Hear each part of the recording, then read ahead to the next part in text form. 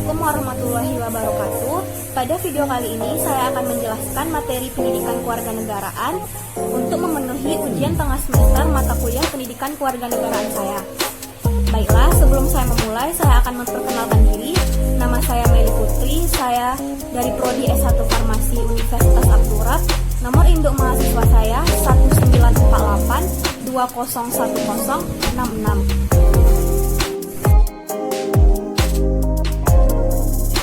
Nah, kita masuk ke poin yang pertama, yaitu menelusuri konsep dan urgensi harmoni kewajiban, hak warga negara.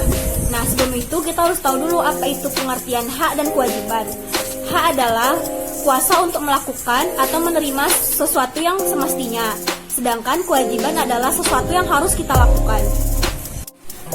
Nah, hak dan kewajiban itu tidak dapat dipisahkan menurut teori korelasi.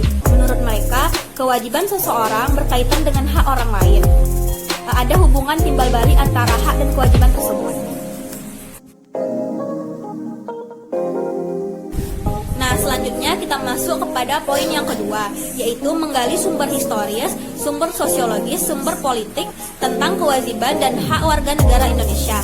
Nah, kita bahas satu persatu. Yang pertama tadi ada sumber historis. Secara historis, menegakkan hak asasi manusia itu terjadi di dunia barat, yaitu di Eropa, oleh John Locke. Nah, John Locke ini adalah seorang filsuf asal Inggris yang pertama kali merumuskan adanya hak alamiah setiap diri manusia. Nah, kita masuk kepada sumber yang ketiga, yaitu sumber politik. Sumber politik yang mendasari dinamika hak dan kewajiban warga negara, yaitu proses dan perubahan Undang-Undang Dasar 1945 pada era reformasi. Nah, kita masuk kepada poin yang ketiga, yaitu mendeskripsikan esensi dan urgensi harmoni kewajiban dan hak warga negara Indonesia. Nah, ada poin yang pertama, yaitu agama, di mana bangsa Indonesia ini dikenal sebagai bangsa yang religius. Kepercayaan bangsa Indonesia kepada Tuhan Yang Maha Esa itu telah ada sejak zaman prasejarah.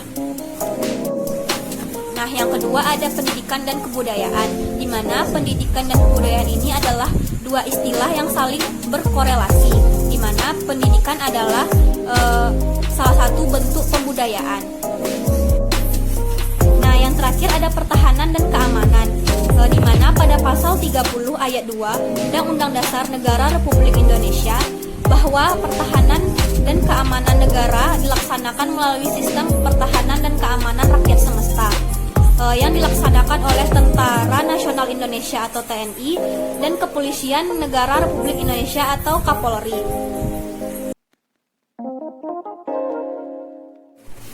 Nah, selanjutnya kita masuk kepada poin yang keempat, yaitu membangun dinamika dan tantangan harmoni kewajiban hak negara dan warga negara Indonesia. Nah, ada poinnya yang pertama, yaitu aturan dasar ihwal pendidikan dan kebudayaan serta ilmu pengetahuan dan teknologi.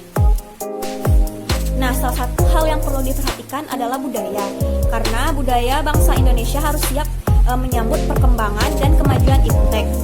Karena budaya bangsa kita sebagian besar masih berdasarkan teknik tradisional, sedangkan kemajuan iptek berasal dari perkembangan budaya asing yang lebih maju. Maka apabila pertumbuhan budaya bangsa kita tidak disiapkan, maka akan dapat terjadi yang disebut dengan kesenjangan budaya. Nah, jadi strategi kebudayaan yang bisa kita ambil adalah sebagai berikut. Yang pertama, menerima sepenuhnya unsur-unsur budaya asing yang sesuai dengan kepribadian bangsa. Yang kedua, menolak sepenuhnya unsur-unsur kebudayaan asing yang tidak sesuai dengan kepribadian bangsa. Terus yang ketiga, menerima secara selektif unsur budaya asing yang belum jelas apakah sesuai dengan kepribadian bangsa kita. Nah, yang kedua, aturan dasar ihwal perekonomian dan kesejahteraan nasional. Nah, pada pasal 34 Undang-Undang Dasar Negara Republik Indonesia tahun 1945, upaya untuk mensejahterakan kesejahteraan umum dijabarkan sebagai berikut. Yang pertama, mengembangkan sistem jaminan sosial bagi seluruh rakyat. Yang kedua, memberdayakan masyarakat yang lemah dan tidak mampu. Yang ketiga, menyediakan fasilitas pelayanan kesehatan yang layak. Yang keempat, menyediakan fasilitas pelayanan umum yang layak. Yang ketiga, aturan dasar ihwal pertahanan dan keamanan negara. Pada pasal 30 ayat 2 Undang-Undang Dasar Negara Republik Indonesia menegaskan bahwa usaha pertahanan dan keamanan negara dilaksanakan melalui sistem usaha pertahanan rakyat semesta yang dilaksanakan oleh Tentara Nasional Indonesia atau TNI dan Kepolisian Negara Republik Indonesia atau Kapolri. Nah, dari materi yang telah saya jelaskan tadi, maka kita dapat menyimpulkan yang pertama, pengertian hak dan kewajiban. Hak adalah kuasa untuk menerima atau melakukan sesuatu yang semestinya, sedangkan kewajiban adalah suatu hal yang harus kita lakukan. Nah, hak dan kewajiban adalah hubungan timbal balik antara keduanya. Nah, hak dan kewajiban ini telah tercantum dalam Undang-Undang Dasar 1945 pada pasal 27 sampai pasal 34. Termasuk di dalamnya mengenai hak asasi manusia.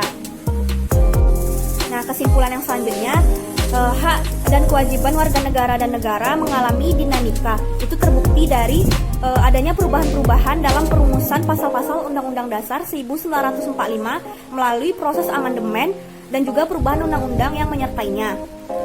Nah, itulah tadi beberapa materi yang dapat saya sampaikan. Thank you for watching. Assalamualaikum warahmatullahi wabarakatuh.